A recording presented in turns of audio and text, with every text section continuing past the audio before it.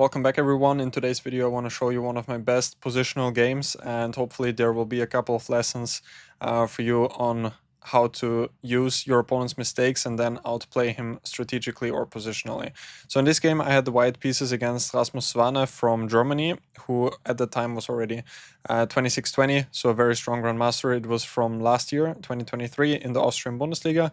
And I started out by playing c4, he went knight f6, knight f3, and he surprised me a bit by going for the Slav with c6. Usually he goes for e6, as far as I remembered with my preparation, but here in this game he chose to go into the Slav, and I went e3, now e6, and d4. So the point by starting with e3 is that now bishop f5 is supposed to be not that great, because I think white can take on d5 or go queen b3 first, and I don't have d4 here yet. This idea with bishop f5 is there if white starts, for example, with this move order here with e3 and then bishop f5. This is one of the big lines, but with this move order it's not that advisable for black to go there. But e6 is the big move, and now white can go b3 followed by bishop b2. This is one of the anti-Maran lines, but in this game I entered into the Maran with d4. He went knight bd7, queen c2, bishop d6, and I went bishop e2, which is sometimes a bit more flexible than bishop d3, since if you go bishop d3 after d takes e4, white always has to take. But if bishop e2, d takes e4, white sometimes has the idea with a4, followed by knight d2, and then knight takes e4 to regain the pawn with the knight, which can be a bit tricky sometimes for black to handle. But he castled, I castled as well, and now after dc4, I anyway recaptured with bishop takes e4, transposing to one of the big Maran positions. And here he went for this sideline with e5. b5 is the main move when I think bishop d3 or bishop e2 are both pretty big lines, and black will somehow try to break out in the center either with c5 or with e5, when there's a lot of theory here and black is fine, but he wanted to avoid the theory with going e5 right away. I went bishop d2. As far as I recall, h3 is the main move. In some cases, when black goes e4, now it's not working, but let's say in connection with queen e7, e4, he does have some sacrifice ideas with bishop takes h2, and therefore h3 already makes a lot of sense just to prevent it prophylactically. So, but I went bishop d2 instead, which is not such a great move, because now after e4, now my bishop is, you could argue, slightly misplaced on d2, because now I would rather go to g5 in some cases. He also doesn't have to take on d4. I think queen e7 is also a pretty logical move here. So h3 is definitely more testing than bishop d2. He took, went knight b6, bishop d3 now, and he went knight bd5, which I was pretty happy to see during the game. I think he could or should have done, should have played h6, when during the game I had this idea to go rook a1 and then this idea with queen c1 followed by bishop takes h6, but black does have enough defensive resources to play against this, so h6 would have probably been a better move just to avoid bishop g5 in all cases. But he went knight bd5, threatening knight b4 here. Now I took, forcing c takes d5, since knight takes d5 fails due to bishop takes h7.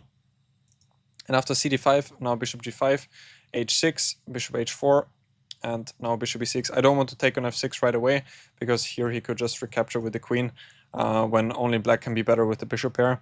And after bishop h4, he's still in somewhat of a tough spot, because I still have this pin here, and he doesn't necessarily want to play g5, since it does weaken the king side, and after bishop g3, he still has some issues to face here.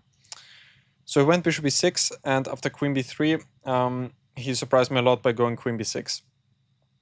And this is kind of the start of the positional masterclass in the game, I would even say. I was very surprised to see this move, because after queen takes b6, a takes b6, bishop f6, gf6, black is stuck with this extremely bad pawn structure here. So he has two doubled pawns, and the bishop on e6 is just a very, very bad piece overall. The bishop on d6 on the other hand is pretty active, but I thought this is not enough for him to be able to fight for equality. Black is still not in such a tough spot here. He can defend, but he has to be very, very accurate. And this position is actually a pretty nice exercise. I think I found, at least from a practical point of view, most testing move, since yeah, I spent like 30 minutes here, I think, with white, trying to find a way to get an advantage. And as far I thought, and it was actually not so easy, because at first I wanted to play something like g3, just to not allow bishop f4 in some cases and have this square on g2 for the king. But I realized that black always wants to go f5 followed by f4, and then he can exchange this double pawn, when I thought he would be just okay.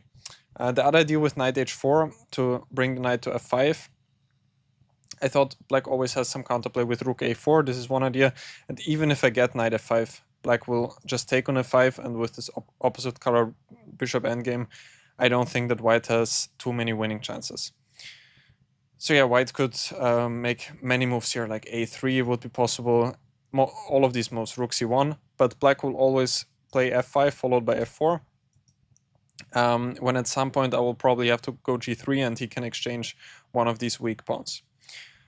So after a long thought here, I came up with the move knight e1, which I think has a very, very nice point, because if black goes f5 now, I can always go f4, and then the pawn on f5 is a fixed target. And the engine finds a way to defend the position here, but it's very concrete. He didn't go f5, by the way.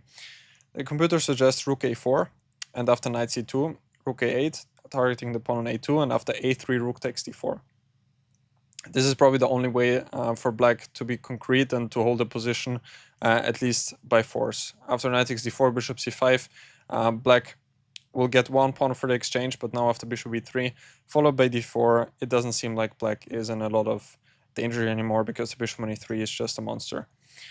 So this idea with the exchange sacrifice would have been very strong, but he did not play that. He went rook c8, and now after knight c2, f5, f4, I managed to consolidate. And this position now with the pawn on f5 fixed is very bad probably already for black. Maybe the engine can hold it somehow, but from a practical point of view, I think it's very tough to defend this sort of position from the black side. He went king g7, g3, rook c7, he doubled the rooks, or at least he went rook c7. I'm not sure if he went rook c8 later on. Bishop e7, now intending to put the bishop on f6. So I went king f2, bishop f6, king e3, just guarding the pawn on d4 even more. And after rook e8, he doesn't have any discoveries with the bishop, so I just went rook e1. This phase of the game was pretty slow, but one more important moment came after h5. White should go h4 here, because if black is able to exchange this pawn for the pawn on g3, then again it will be hard for me to break through. And if I go h4, then the pawn on h5 is also another target, which can easily be attacked by the bishop on d3 if I go bishop e2. So I went h4, which was good, and after king h6, rook d1, rook ec8, rook e2, just defending the knight on c2, bishop d7, rook d2, again pretty slow stage of the game, rook a8, a3, bishop e6, and here we came to the, I think, to the next stage, since my pieces look a bit strange here, but actually they all do a pretty nice job. The bishop on d3 holds everything perfectly together, controls these squares nicely, and the king on e3 also protects the pawn on d4. This was my main point. But you might ask, why does the need to be here? The king need to be here, because anyway the knight on c2 defends the pawn on d4. The point is, the knight on c2 doesn't do that much. It only defends the pawn on d4, but it would like to go to another square. And I did that by going knight e1 here. And the point is, I want to reroute my knight via f3 to e5. My opponent went rook g8, hitting the pawn on g3, and now simply rook g2. I cannot defend the pawn on g3 with the king, because the pawn on d4 would fall, so I have to go rook g2, king g7, and now knight f3. And my knight will slowly come to g5 is also an idea, but in most cases it wants to go to e5, because then the pawn on d4 is also indirectly defended, because the bishop on f6 doesn't attack it anymore, and the knight on e5 is in a much better position than on the defensive square on c2. My opponent brought the king to the center with king f8, now rook c2, and I decided to exchange one pair of rooks just to limit his counterplay, not that he has in any case some ideas with rook c1 or so on, which probably is anyway not so dangerous. But the other idea was that in some cases the rook can be also a valuable defender, and with rook c2 I'm removing one defender from black's camp. So after rook c2, he took bishop takes c2, king e7, now bishop d3 back, king d6, rook d1, rook g1.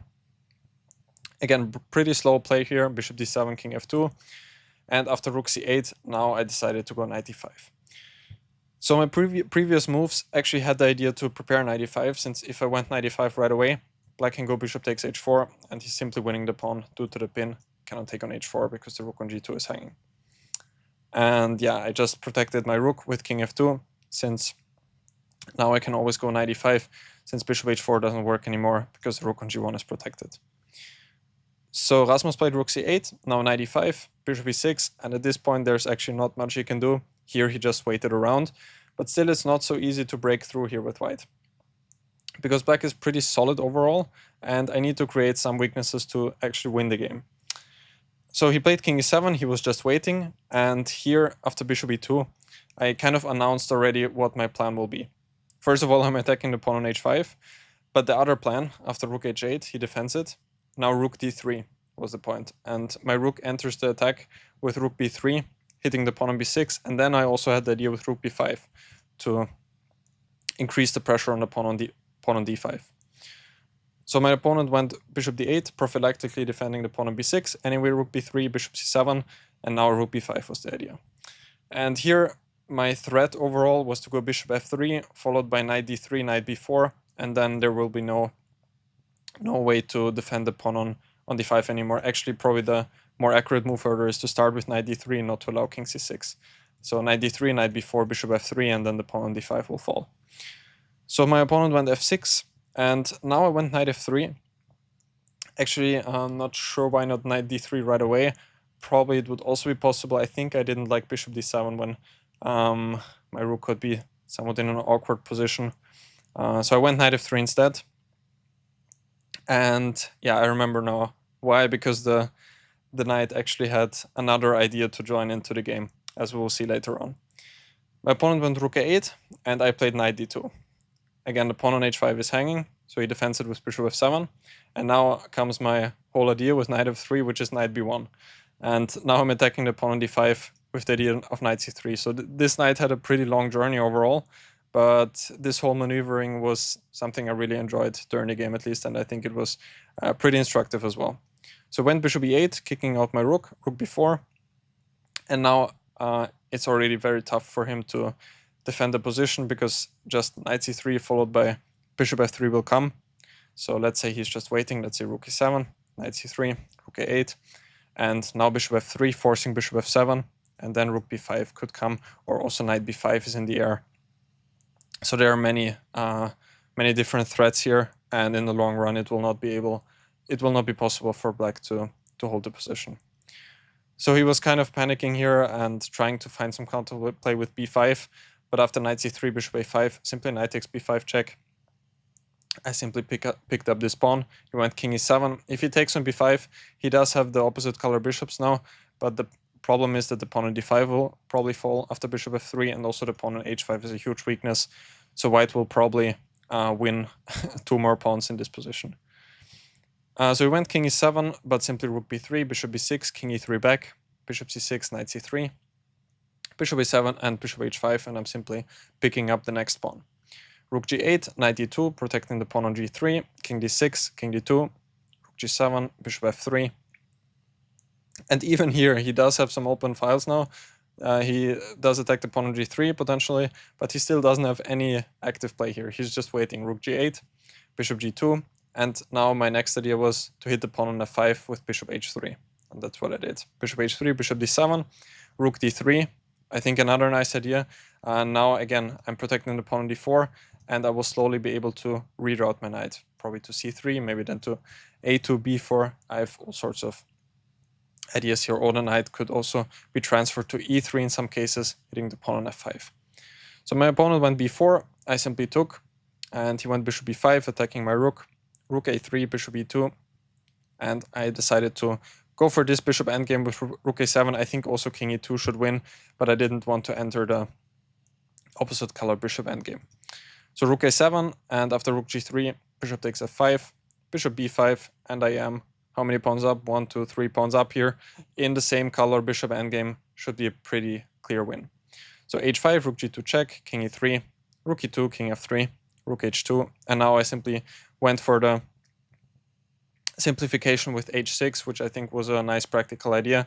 Not the only way, of course, but I'm forcing him to take now, and after rook h7, we come to this bishop endgame, which is just a very simple win.